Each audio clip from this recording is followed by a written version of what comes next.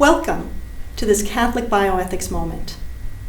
I'm Dr. Bridget Campion, and I'm speaking with Dr. Moira McQueen about euthanasia and physician-assisted suicide.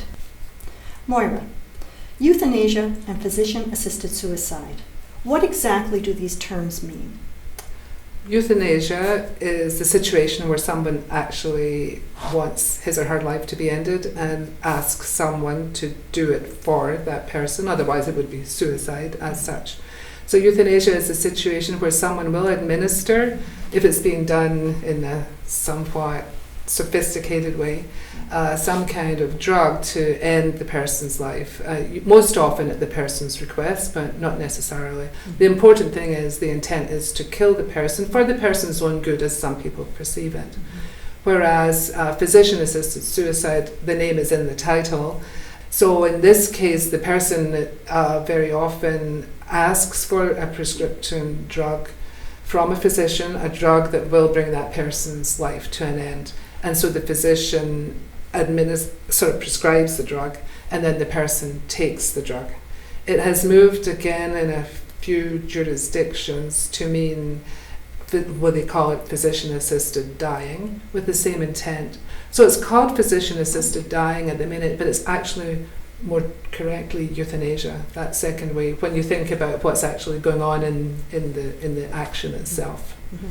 So this is a very deliberate act, whether it is euthanasia or physician-assisted suicide or physician-assisted death, in that both the patient and the physician or whomever are actually working to affect the death of the patient in a very deliberate way. This is not accidental, it's not coincidental, it's quite deliberate. No, it's completely deliberate. I think that's the point. Your emphasis on the word deliberate is the most important one in this area from an ethical point of view, that this is being done with full knowledge, we hope full consent, that the end result is going to be that this person is going to die, and it's brought upon by his or her request and the physician agreeing to help in it.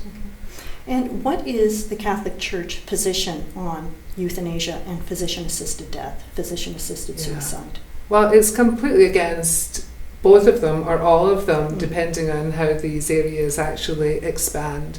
It is very much emphasizing its long-held tradition of believing in the sanctity of life or the importance of life from conception until natural death.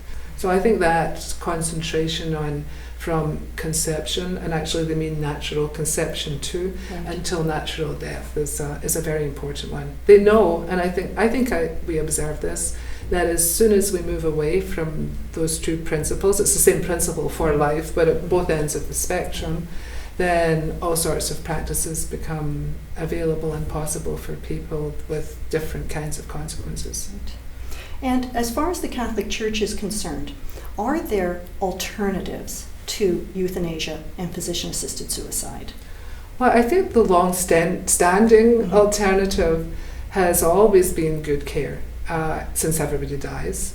And if we don't die quickly, then most people need care. So our emphasis for a long time has been on palliative care, and not just recently. I mean, there has been hospice care right since the Middle Ages, and very often it was the religious orders who would be involved in administering that, really caring for the dying. So now we emphasize palliative care even more.